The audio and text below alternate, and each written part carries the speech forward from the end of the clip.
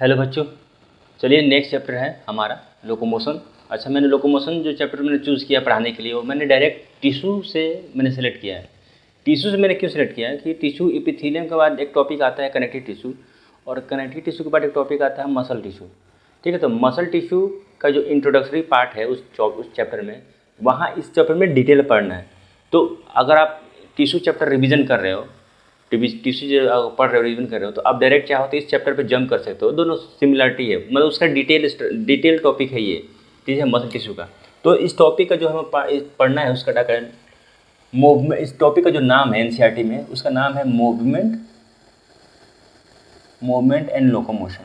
ठीक है, movement and locomotion नाम है। मतलब टोटल का ठोल का हमारा क्या है, मसल सिस्टम है, पूरा मस्क्यूलर सिस्टम के बारे में पढ़ना है, मस्क्यूलर सिस्टम के बारे में पढ़ना। ठीक है, मसल सिस्टम के बारे में। अब हमें मूव ही करना, और करना कुछ नहीं है, बस हमें पता लगाना है कि जितने भी हमारे अर्थ पे जितने भी लिविंग ऑर्गेनिज्म हैं वो मूव करते हैं। मूव क्यों करते हैं, किस लिए करते हैं? तो साइंटिस्टों का कहना है कि, और बड़े बड़े जो फिलोसफर है, बड़े बड़े जो वैज्ञानिक लोग हमारे हुए हमारे पृथ्वी पे, तो उन्होंने सब कहना है कि जो भी लिविंग ऑर्गेनिज्म है वो मूव करते ही हैं बस 3 चीज़ों के लिए।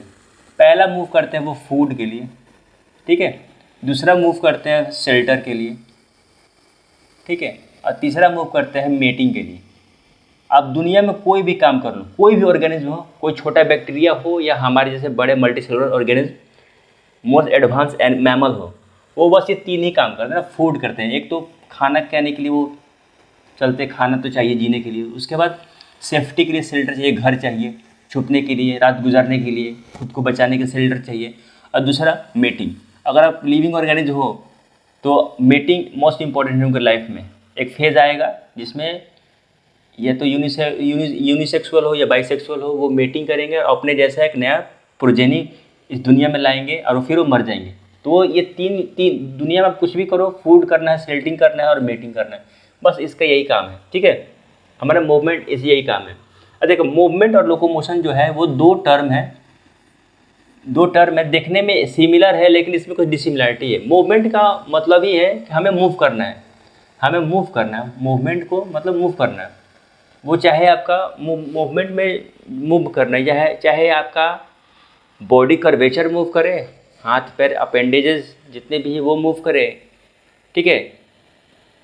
लेकिन जैसे ही आप अपनी जगह को छोड़ते हो, एक जगह से दूसरी जगह जाते हो, ठीक है, कुछ पॉइंट के लिए आप डिस्प्लेस होते हो, अपना बॉडी डिस्प्लेस, तो उस सब लोकोमोशन कहते हैं। तो एवरी मैंने लिख रहा हूँ कि every locomotion is a movement, ठीक है, बट नॉट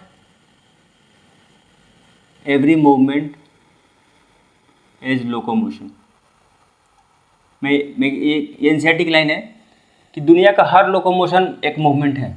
लोकोमोशन में मूवमेंट हो रही है, हलचल हो रही है, हिलडोल हो रहा है, ठीक है। लेकिन कुछ मूवमेंट ऐसे है कि हिलडोल हो रहा है लेकिन जगह नहीं बदल रही है।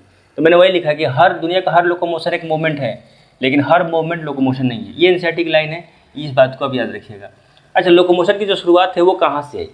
लोकोमोशन की शुरुआत क्या, मूवमेंट जो है, लोकोमोशन ये क्या एक फीचर है क्या? तो बोला कि हाँ, मूवमेंट एंड लोकोमोशन जो है वो एक लिविंग ऑर्गेनिज्म का फीचर है, ठीक है, एक फीचर है। तो लिविंग ऑर्गेनिज्म का फीचर जो मैं कह रहा हूँ, तो चलिए फटाफट मुझे कुछ और फीचर है जो मैंने आपको पढ़ाया था लिविंग ऑर्गेनिज्म का, लिविंग वर्ड से। तो पहला जो फीचर था वो था ग्रोथ था, ठीक है, वो ग्रोथ था। दूसरा था रिप्रोडक्शन, ठीक है, रिप्रोडक्शन। तीसरा था मेटाबॉलिज्म, ठीक है। सेल्फ ऑर्गेनाइजेशन, ठीक है। सेल्फ रेप्लिकेशन, सेंसिटिविटी और रिस्पॉन्स। सेंसिटिविटी रिस्पॉन्स को मिला के हम लोग कॉन्शियसनेस कहते थे, ठीक है। Emergence 1 2 3 4 5 6 7 8 emergence, self replication, self organization, self replica, और एक और है 9 पॉइंट है, टोटल 9 पॉइंट है। तो कहता है कि इस पॉइंट से हम जो लिविंग ऑर्गेनिज्म वो ग्रोथ करते हैं, रिप्रोडक्शन भी करते हैं, मेटाबॉलिज्म कर रहे हैं, सेल्फ ऑर्गेनाइजेशन कर रहे हैं, सेल्फ रेप्लिकेशन कर रहे हैं, सेंसिटिविटी है उनके अंदर, रिस्पॉन्स है, जो जब सेल्स करते हैं तो रिस्पॉन्स भी देते हैं, इमरजेंस है, ठीक है, इमरजेंस है। तो इन सारे फीचर्स के अलावा भी एक और फीचर्स है, वो है मूवमेंट है, ठीक है, मूवमेंट एक फीचर्स है, मूवमेंट एक फीचर्स है। अगर मान लो कि किसी कोई ग्रोथ कर भी रहा है, लेकिन उसे जीने के लिए फूड तो चाहिए, तो उसे मूवमेंट करना पड़ेगा। सिर्फ बैठे बैठे को कोई खाना आपको नहीं देगा ना, कोई भी लिविंग ऑर्गेनिज्म बैठे बैठे आपको खाना नहीं देगा, उसके लिए आपको मूवमेंट करना ही पड़ेगा। आप कहेंगे सर बैठे बैठे पेड़ पौधों को तो खाना मिल जाता है, अरे जो उनकी लीफ की जो पत्तियाँ हैं ना, वो सन के डायरेक्शन में खुद को मूव कराती हैं, हवा से झूलती रहती है, लटकती है, वो मूवमेंट होता है उसके अंदर। अच्छी फ्रेश एयर के लिए सनलाइट की डायरेक्शन में खुद को मूव करती है, वो भी मूवमेंट होती है। रिप्रोडक्शन करता है, मेटाबॉलिज्म करता है, वही इन सारे फीचर्स के अलावा एक और फीचर्स है मूवमेंट, ठीक है, मूवमेंट। तो कहता है कि लिविंग ऑर्गेनिक की जब शुरुआत हुई थी, तो क्या ये मूवमेंट क्या सिर्फ जो हम अपनी आंखों से देखते हैं क्या उस ऑर्गेनिज्म में होता है? तो बोला कि नहीं, वो मूवमेंट वो हर वो लिविंग ऑर्गेनिज्म, हर वो सिंगल सेल में होता है जो धरती पे शुरू से आए थे। तो जो भी इनऑर्गेनिक मैटर था, जो भी इनऑर्गेनिक जो मैटर था, ठीक है, और इनऑर्गेनिक जो मैटर था, इनसे बने थे कोजरवेट्स,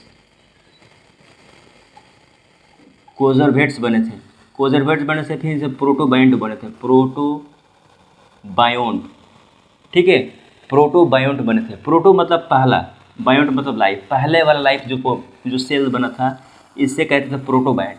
प्रोटोबायोन्ट के बाद आया था प्रोकैरियोटिक, प्रोकैरियोटिक, प्रोकैरियोटिक सेल, और उसके बाद आया था यूकैरियोटिक, यूकैरियोटिक सेल्स आए थे धरती पे। तो इनऑर्गेनिक में कोई लिविंग ऑर्गेनिक कोई फीचर था नहीं, इसमें कोई मूवमेंट है नहीं। कोजरवेट्स एक ऐसा स्टेज था मॉलिक्यूल्स का, जितने भी इनऑर्गेनिक मॉलिक्यूल्स था वो आपस में कंबाइन एक बड़ा सा मॉलिक्यूल बनाया, उन्हें कहते हैं कोजरवेट्स थे। इनमें भी कोई लिविंग तो कोई फीचर था नहीं, इसमें भी कोई मूवमेंट है नहीं। प्रोटोबायोन्ट जो है, इसमें पहली बार देखा गया कि इसमें कुछ मूवमेंट है।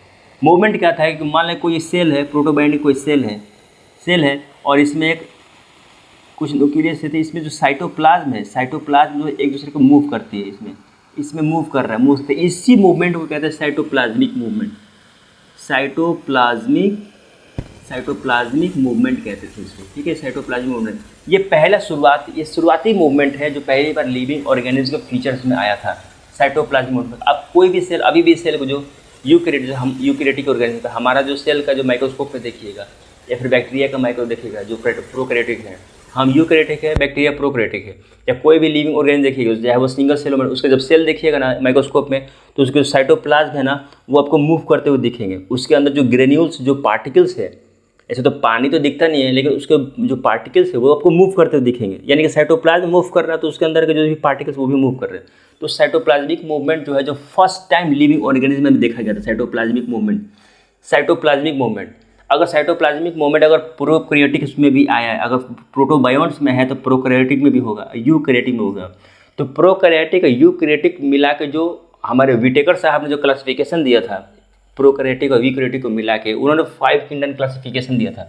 तो 5 किंगडम क्लासिफिकेशन में हम देखेंगे कि जो भी लिविंग ऑर्गेनिज्म इवोल्यूशन के थ्रू इवॉल्व होकर धरती पर जब आए, जब वो बड़े हुए, ठीक है, जब खुद को लायक बनाया एक लिविंग ऑर्गेनिज्म कहने लगे, तो उसमें किस तरह की मूवमेंट आई, कौन कौन सा मूवमेंट आया जो कि फूड, शेल्टर और मेटिंग के लिए वो खुद को तैयार कर रहे थे, ठीक है। तो पहला हमने विटेकर साहब का जो क्लासिफिकेशन है, हम पहले वो देखते हैं। विटेकर साहब का क्लासिफिकेशन, जो उनका जो नाम था आपको एनसीईआरटी में दिखेगा, HR विटेकर, जिन्होंने 1969 में 5 किंगडम क्लासिफिकेशन दिया था, ठीक है, 5 किंगडम क्लासिफिकेशन दिया था। उसमें जो पहला क्लासिफिकेशन था वो था मोनेरा, ठीक है, मोनेरा। उसके बाद दूसरा दिया था प्रोटिस्टा, ठीक है, प्रोटिस्टा। उसके बाद दिया था प्लांटी। उसके बाद दिया था प्रोटिस्टा के बाद आया था फंजाई, ठीक है, फंजाई। उसके बाद था प्लांटी, ठीक है, प्लांटी के बाद था एनिमालिया, ठीक है, एनिमालिया। 5 kingdom classification. तो 5 किंगडम क्लासिफिकेशन के हिसाब से ही हमने हमने जो देखा है अभी तक,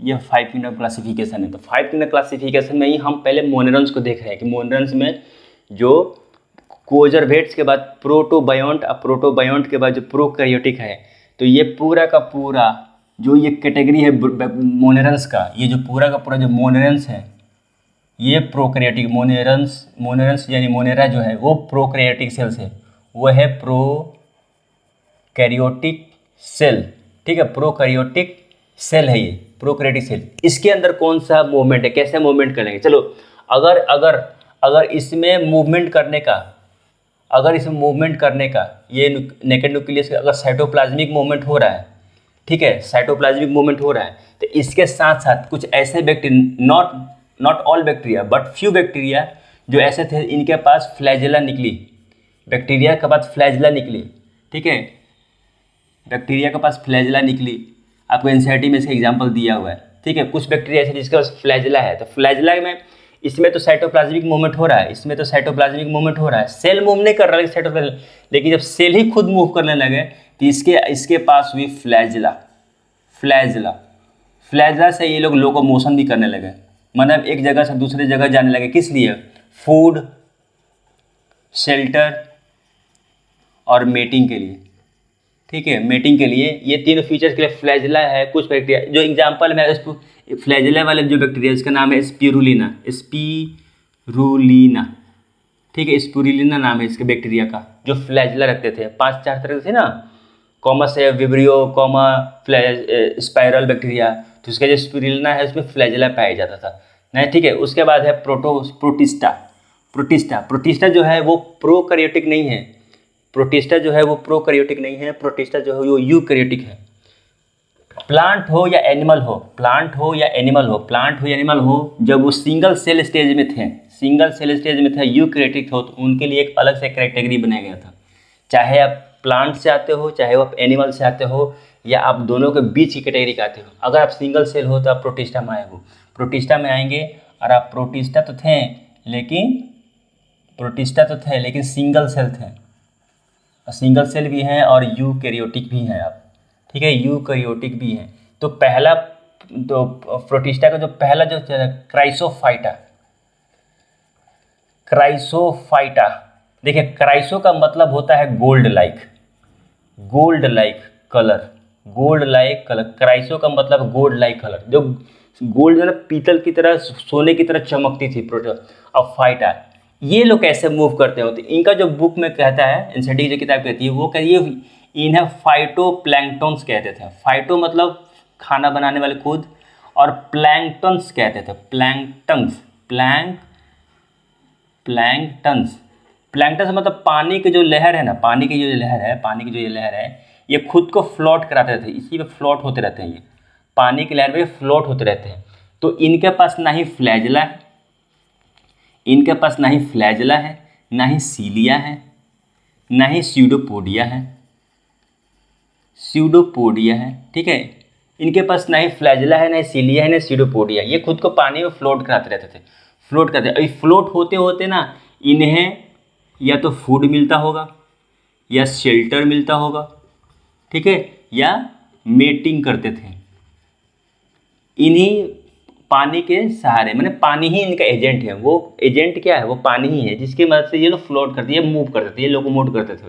इनके पास फ्लैजेला नहीं है, सीलिया नहीं है, इनके पास स्यूडोपोडिया नहीं। तो क्राइसोफाइटा प्रोटिस्टा में पहला था प्रोटिस्टा, उसके बाद आया है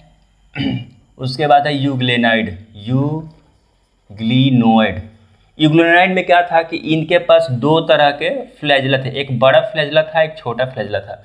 तो इनके पास फ्लैजेलर मूवमेंट है, ये जो फ्लैजेला है, मैं इसको पढ़ने के बाद एनसीईआरटी को आप रीड डालिएगा, चैप्टर में लिविंग बायोलॉजिकल क्लासिफिकेशन में आपको दिखेगा, ये यूग्लेना वाले हैं, तो इनका फ्लैजेला है, ये फ्लैजेला की मदद से मूव करते थे, ठीक है। उसके बाद है इनके पास है क्राइसोफाइटा, यूग्लेना, उसके बाद है इसमें स्लाइम मोल्ड मतलब फंगस जैसे वाले फैमिली। इनके पास है स्यूडोपोडिया, ठीक है, इनके पास है स्यूडोपोडिया। इनके पास ना ही सीलिया है, ना ही फ्लैजेला है, ना ही पारापोडिया, कुछ नहीं है इनके पास, सीडोपोडिया, ये सीडोपोडिया से मूव करते थे। ठीक है, उसके बाद है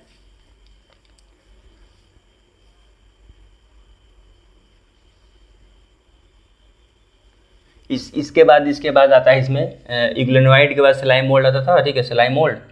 उसके बाद इसमें तीसरा जो है दूसरा तीसरा इसके बाद चौथा जो इसमें आता था वो है डाइनोफ्लैजलेट्स। डाइनोफ्लैजलेट्स, ठीक है, डाइनोफ्लैजलेट्स से क्या था कि इसके जो ऑर्गेनिज्म थे ना, इनके पास एक ट्रांसवर्स था, एक लॉन्गिट्यूडनल था और एक ट्रांसवर्स था। दो तरह के फ्लैजलेट है, टू टाइप ऑफ फ्लैजला, इनके पास टू टाइप फ्लैजला थे। इनके वजह से ये लोग मूव करते थे फूड, शेल्टर और मेटिंग के लिए। उसके बाद जो चौथा आता है वो है स्पोरोजुआ।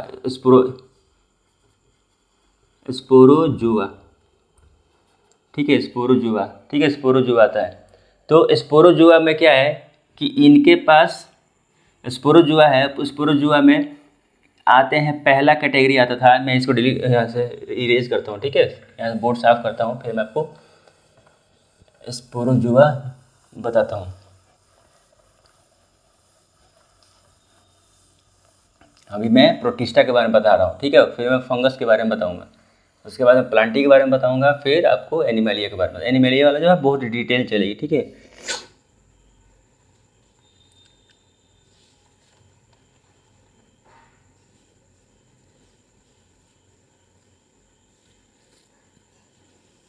हाँ, तो चलिए प्रोटिस्टा में है जो पहले हमने पढ़ा क्राइसोफाइटा। ठीक है, क्राइसोफाइटा हमने पढ़ा, क्राइसोफाइटा पढ़ा। दूसरा हमने पढ़ा डाइनोफ्लैजलेट्स पढ़ा। तीसरा हमने पढ़ा यूग्लिनोइड पढ़ा। चौथा हमने पढ़ा स्लाइम मोल्ड पढ़ा। अब हम जो पांचवा जो पढ़ेंगे वह है प्रोटोजुआ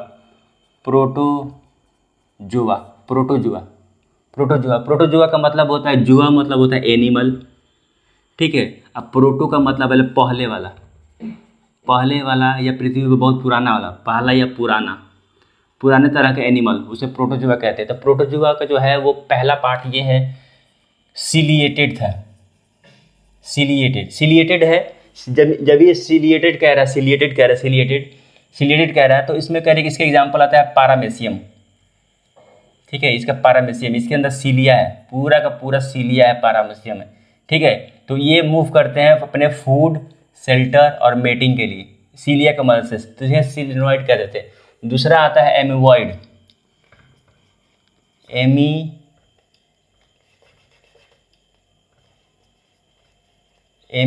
मूवमेंट।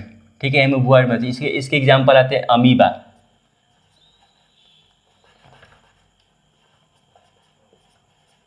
अमीबा है। अमीबा का मूवमेंट जो होता है वो है स्यूडोपोडिया से। स्यूडोपोडिया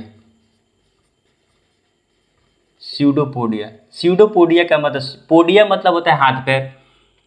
ठीक है, पोडिया मतलब अपेंडेज हो जाए, हाथ पैर कह रही है या हाथ पैर कह रही है। स्यूडो का मतलब होता है फॉल्स। वो क्या करता है कि इसमें जैसे मैंने आपको बताया था साइटोप्लाज्मिक मूवमेंट, ये तो इसमें साइटोप्लाज्म मूव कर रहा है। इनका क्या है सीडोपोडिया में कि ये क्या करता है कि ये एक अमीबा है और यहाँ पे इसका फूड रखा हुआ है, ठीक है, ये अमीबा। तो इसका जो साइटोप्लाज्म है वो आगे की तरफ धक्का देता है, तो इसका जो प्लाज्मा मेम्ब्रेन है वो एक ऐसे बनता है, सारे इकट्ठा हो गए। फिर ये इधर से बढ़ता जाएगा, पीछे से कम होता जाएगा, फिर ऐसे फॉल्स फीट बनाते हैं। देखिए सब साइटोप्लाज्म मूव कर रहा है, इसमें सब साइटोप्लाज्म वॉल पे धक्का देते हैं, नकली पैर बनाते हैं। फिर यहाँ आता है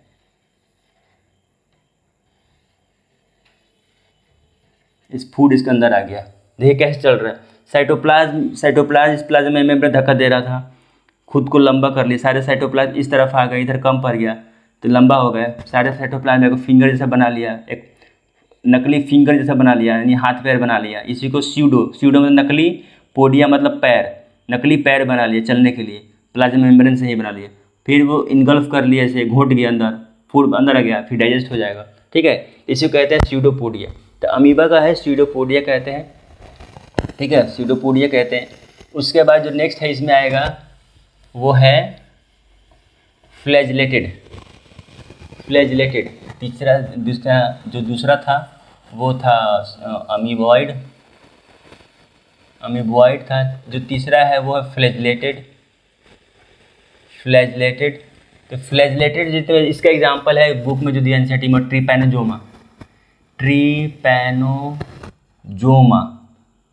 ट्रिपैनोजोमा एक बैक्टीरिया है, एक तरह का फ्लैजलेटेड है, स्पोरोजुआ है जो जिसका स्लीपिंग सिकनेस एक बहुत सारे सिकनेस में बहुत सारे सिम्टम्स में एक बड़ा सिम्टम्स आता है इस बैक्टीरिया इस ऑर्गेनिज्म की वजह से, वो है स्लीपिंग सिकनेस। मतलब नींद बहुत कम आती है, ये देखने में कम है लेकिन बहुत खतरनाक बीमारी है स्लीपिंग सिकनेस। इनके पास क्या इस ऑर्गेनिज्म के पास क्या है कि फ्लैजिला है।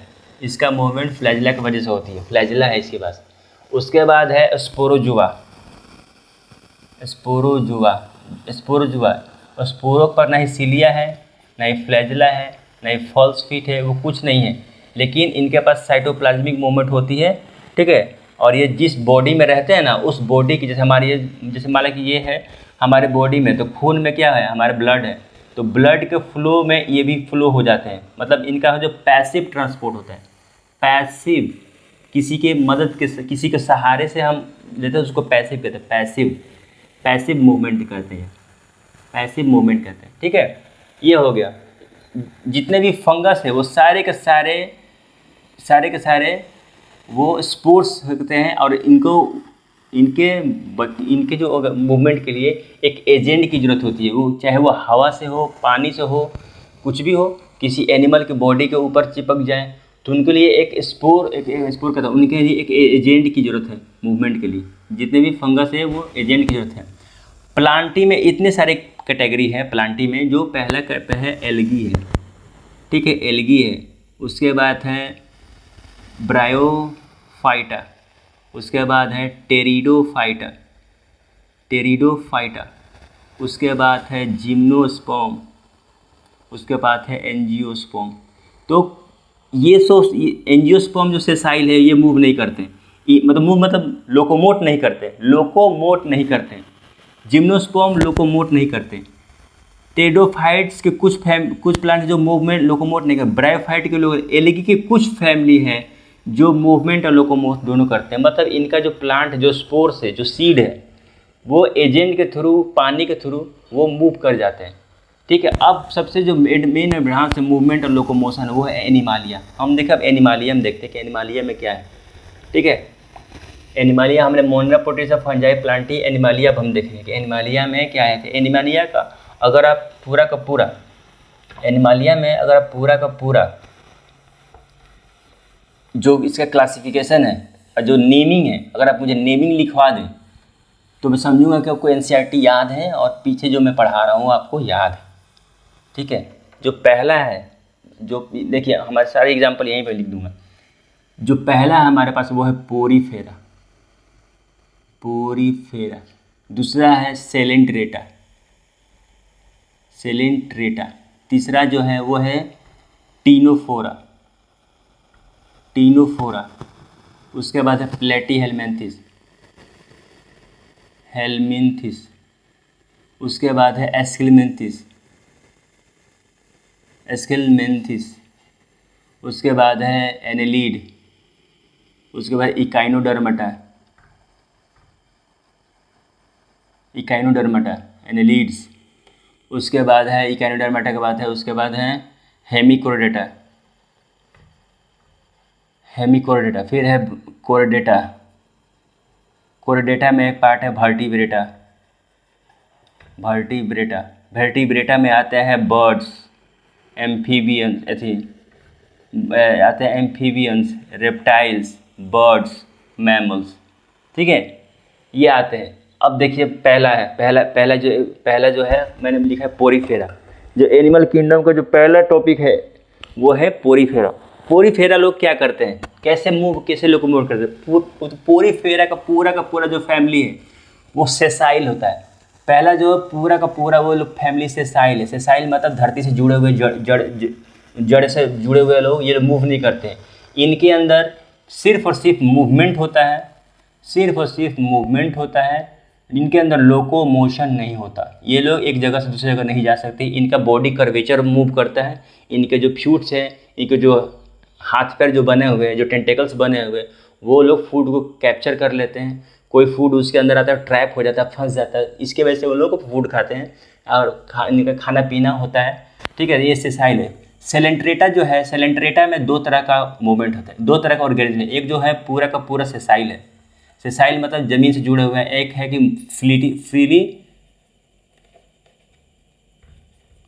फ्रीली फ्लोटिंग है। ठीक है, फ्रीली फ्लोटिंग। सेसाइल वाले तो मूव नहीं कर सकते हैं, इनके पास जो फीट है, जो ट्यूब्स है, उससे करते हैं। लेकिन फ्रीली स्विमिंग जैसे ये होते हैं, कुछ है इसमें हाइड्रा है, ठीक है, हाइड्रा है, और कुछ है इसमें जेलीफिश लोग है, जेलीफिश है।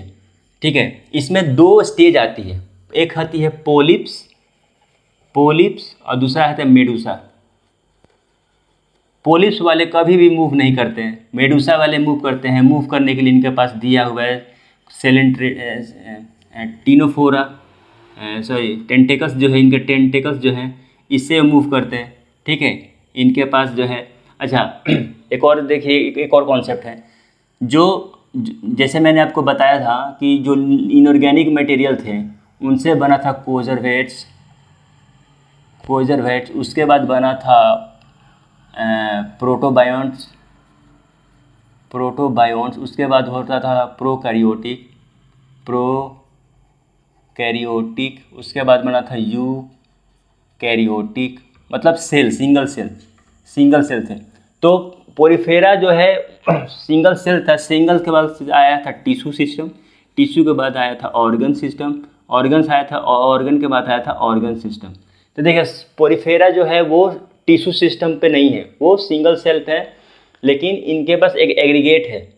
टिश्यू नहीं बन पाया, लेकिन इन सारे टिश्यू जो है एक साथ मिल के रहते हैं, तो सेल एग्रीगेशन है। पोरिफेरा में है, सेलेंट्रेटा में है। ठीक है, ये लोग सेल एग्रीगेट है, सेल इसमें, लेकिन सेलेंट्रेटा ये टिश्यू लेवल पर है, ये लोग टिश्यू लेवल पर है। लेकिन प्लेटीहेलमिन्थेस से लेके ये नीचे आते, ये सारे ऑर्गन सिस्टम पे आ गए। ये है ऑर्गन और ऑर्गन सिस्टम शुरू हो जाती है इनसे। प्लेटीहेलमिन्थेस से लेके मैमल्स, एडवांस मैमल्स तक। तो जैसे ही हम सेलेंट्रेटा की बात कर रहे हैं, तो इनके पास टेंटेकल्स है, टिश्यू लेवल पर टेंटेकल्स है, फीट्स है। ठीक है, फीट्स है इनके पास मूव करने के लिए। अब है टीनोफोरा कैसे मूव करती है? तो इनके पास क्या है कि जैसे टीनोफोरा है, ये टीनोफोरा में 8 कॉम प्लेट्स निकलते हैं। ठीक है, एनसीईआरटी में इसका एग्जाम्पल दिया हुआ है, डायग्राम दिया हुआ है। तो इनके पास जो है ये कॉम प्लेट टेंटेकल्स है, ये इन्हीं की वजह से ये लोग फ्लोट करते हैं या लोकोमोट करते हैं। ठीक है, इनके वजह से लोकोमोट करते हैं। जब ये लोकोमोट करते हैं तो इनका फूड, शेल्टर और मेटिंग का काम बन जाता है। उसके बाद आता है प्लेटीहेलमिन्थेस। देखिए प्लेटीहेलमिन्थेस, यहाँ से ऑर्गन सिस्टम, ऑर्गन्स चालू होते हैं। जैसे ही मैंने ऑर्गन्स का नाम लिया, तो समझ जाइएगा कि मसल्स आ गए। ठीक है, ऑर्गन्स जैसे ही मैंने नाम लिया तो समझिए कि मसल्स आ गए। अब मसल्स